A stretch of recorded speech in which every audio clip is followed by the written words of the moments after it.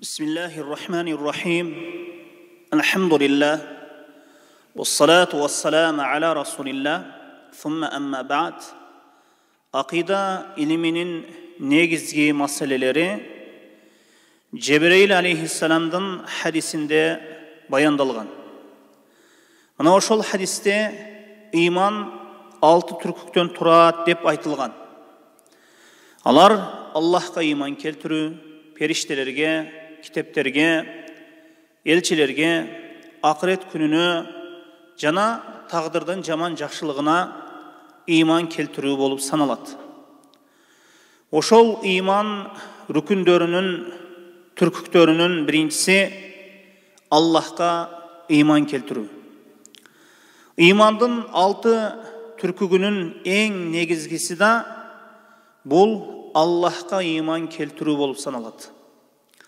Antkeni kalgan imandın türküktörü de mına uşul Allah'a iman keltürüge negizdelgen.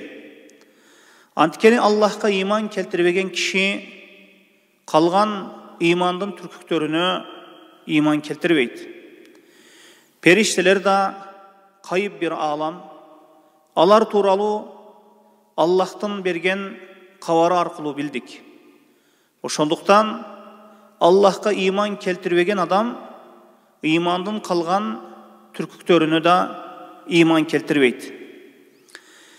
Negizi imandın bardık türküktörünün barısı dele en manilü. Biro uşul imandın 6 türkügünü iman keltirбеген adam momun musulman bolboyt. Momun kişi imandın bardık türkügünü iman keltirүүsü kerek. Allah'a iman keltürүү imandın kalgan türküktörünün negizgi fundamenti bolup sanalat. Allah'a iman keltürүү bul tawhid dep atalat. Allah'a iman keltürүү degende emne közde tutulat. Allah'a iman keltürүү degende emne közde tutulat. Emne nersege iman keltirse al insan Allah'a iman keltirgen bolup sanalat. Allah Taala bar dep işenip koyuunun özü jetiştüğü, je bolbosam andan başka nerselerge de iman keltirүү kerekpi? Albatta Allah Taala bar dep iman keltirip koyuunun özü jetiştüğü emes. İnsan çınığı imandı bolusu üçün başka nerselerge de iman keltirүүsü kerek bolot. Mından kelip çıkıp Allah'ты бар деп iman keltirgenden keyin dağı emnege iman keltirүү kerek bolot. Arу Allah Taala bardık mahluklardan Rabbisi, bardık barlıktın Rabbisi, ar bir nersenin jaratуучусу, alamlardan Rabbisi, ar bir nersege rızkı berүүчү, öldürүүчү, tiriltүүчү, başkaruuчу, payda ziyan bir gana Allah Taala'dan bolot. Jana muhtaç adamdın duasına cevap beret degen manilerge iman keltirүүsü kerek bolot. Bul manilerden barısın bir gana söz öz içine kamtıyt. Al rububiyet kelimesi sözü. Rububiyet degen özde emne közde tutulat. Allah Taala bardık mahluklardan, bardık jaratılganlardan jaratуучусу, jana bardık nerse Allah'tın mülkünön çıkıp kete al bolsa, jana bardık mahluklardan başkaruuчусу ekeni bolup, uşul 3 manini Allah'tın Rabbi degen ismi öz içine kamtıyt. Birinci ar bir nersenin jaratуучусу, ekinci ar bir nersenin eesi, kojoyunu, üçüncü bütkül alamdı başkaruuчу degeni. Rububiyet degenimizde mına uşul söz, uşul manilerdi öz içine kamtıyt.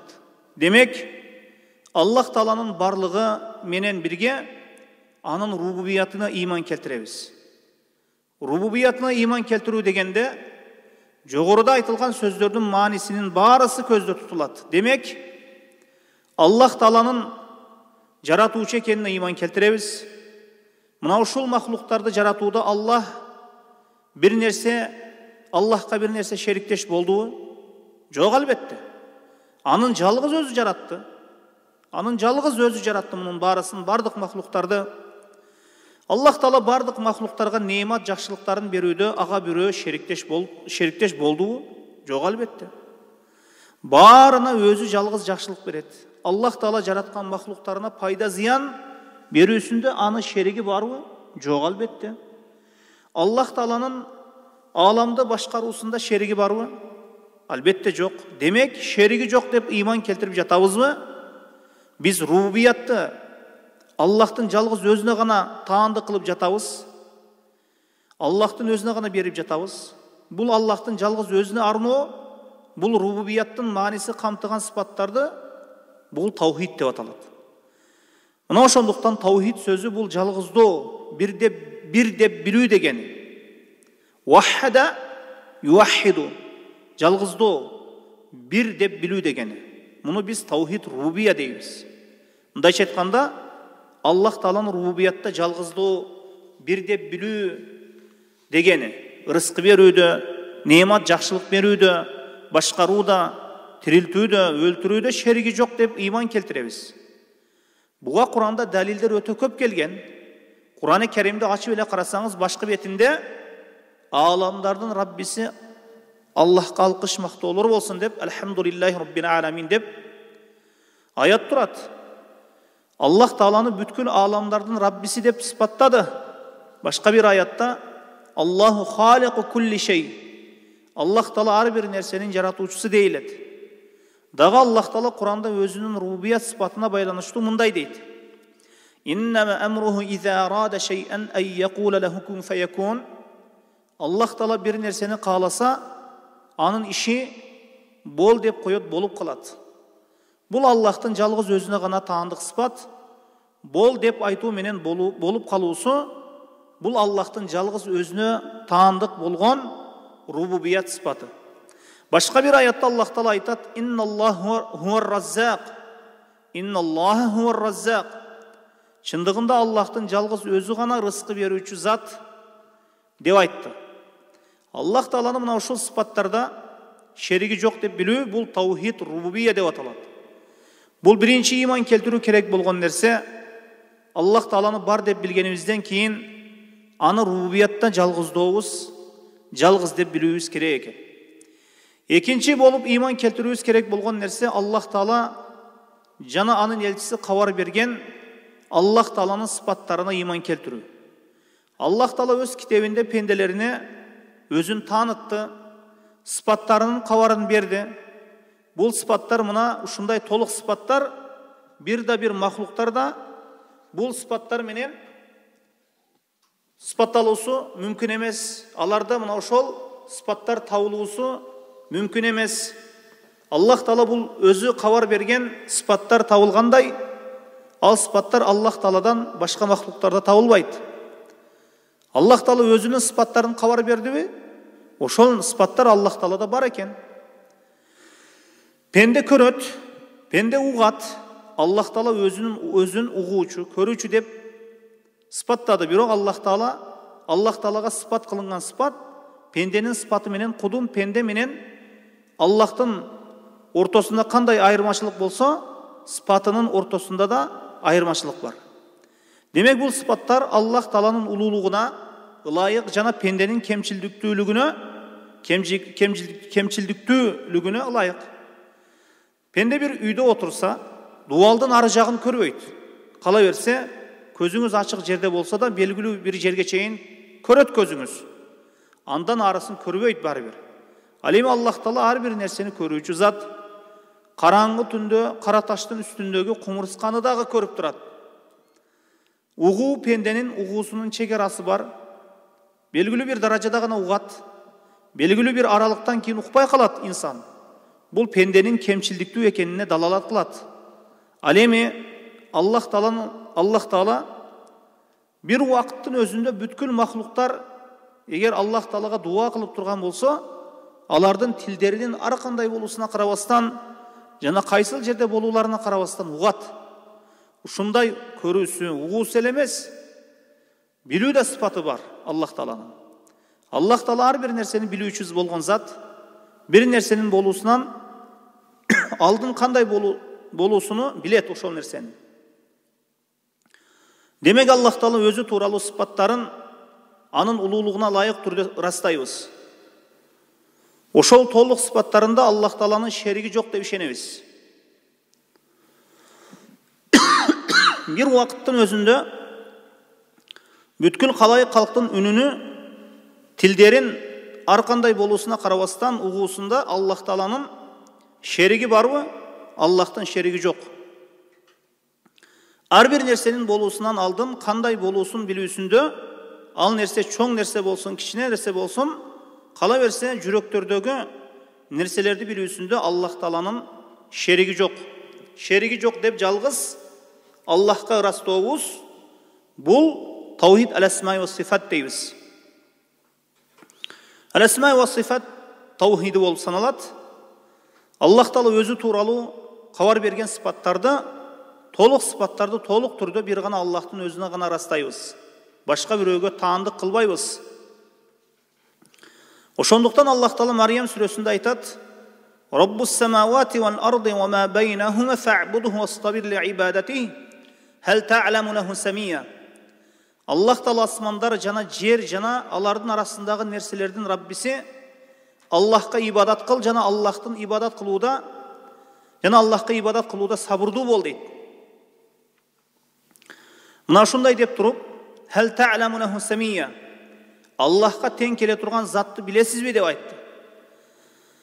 Аллахка тең келе турган затты билесиңби деп айтты. Аллахка тең келе турган зат жок. Эмнеге? Анткени Аллах Тааланын сыпаттарынын толуктугунда бул нерсе. Аллах Тааланын толук зат экенинде Аллахка тең келе турган эч бир нерсе жок. Мына ошондуктан махлуктардын арасында да бир тармакта баланчыга тең келе турганы барбы деп коюшат.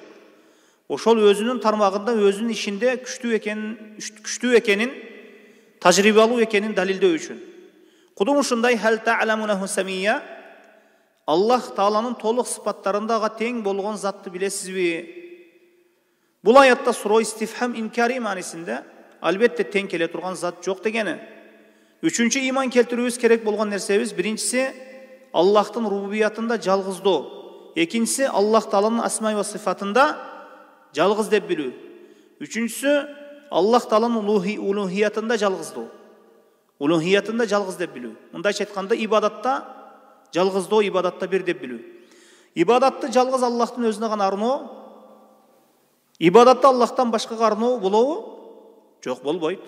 Ибадатты жалгыз Аллахтын өзүнө бул арноо, ибадатты Аллахтын жалгыз өзүнө арноо бул таухид улухия. Улухият дегени ибадат дегени. Улухият менен ибадат бир мааниде. Демек, таухид улухия дегени улухияттагы таухид Аллахты ибадатта жалгыздоо бир деп билүү. Жалгыз Аллах Тааланын өзүнө гана ибадат кылуу дегени. Ма'буд сыйынылуучу зат эмне үчүн сыйынылат? Эмне себептен сыйынылат? Азыр момундар Аллахка гана сыйынат. Бирок дүйнөдө адамдардан Аллахка башкага сыйынып жаткандар бар. Негизи сыйыныла турган зат эмне үчүн сыйынылат? Эки себепке көрө сыйынылат. Эки себепке көрө сыйынууга акылуу болот. Биринчиси, же ошол сыйынып жатканы, ага сыйынып жаткандарды жаратканы үчүн. Аларга рызкы берип, неемат берип, бардык ишин башкарып турганы үчүн акылуу болот сыйынууга, татыктуулукта. Жана экинчиси, толук сыпаттарга ээ болгон үчүн. Бир да кемчилдиги болбой, толук сыпаттарга ээ болгон үчүн сыйынууга татыктуу болот. Бул эки себеп. Бир гана Аллахта табылат. Мына ошондуктан чыныгы илах бул Аллах Таала болот. Анткени сыйынууга татыктуу болуу үчүн татыктуу болгон сыпаттар бир гана Аллахта гана табылат. Мына ошондуктан көңүл буруң, бул эки табылуу керек болгон эки сыпат жогоруда айтып өтүлгөн эки таухиддин түрү болуп саналат. Таухид рубубия, Аллах Таала ар бир нерсенин жаратуучусу, ар бир нерсенин ээси, бүткүл ааламдарды башкарып туруучу жана неемат берүүчү деп айттыкпы? Анан жана шериги жок деп айттык. Кийин экинчи таухиддин түрү таухид ал-асма ва сифат. Аллах Таала толук сыпаттарга ээ, толук сыпаттуулукта Аллахка эч бир тең келе турган зат жок деп айттык. Демек, жыйынтыктап айтканда биздин ибадатыбызда да жалгыз Аллахтын өзүнө гана болушу керек экен. Ибадатыбыз жалгыз Аллахтын өзүнө гана болушу керек экен. Аллах рызкы берсе, Аллахтан башкасына ибадат кылынабы? Аллах жараткан болсо, Аллахтан башкасына ибадат кылынабы? Демек ошол рубубиятка иман келтирдикпи? Ал-асма сифатка иман келтирдикпи? Аллахтын шерigi жок деп туруп, эми ибадатыбызды да жалгыз Аллахтын өзүнө кылыбыз керек экен. Бир затты шерик кылбай. Мына ошондуктан Куранда таухид рубубия менен таухид улухияны далил кылып туруп, Куранда таухид рубубия менен таухид улухияны далил кылып туруп, Аллах Таала бир өзүгө гана улухиятка акылуу экенин айтты. Көп орундарда азыр ар бирине токтой өтөбүз.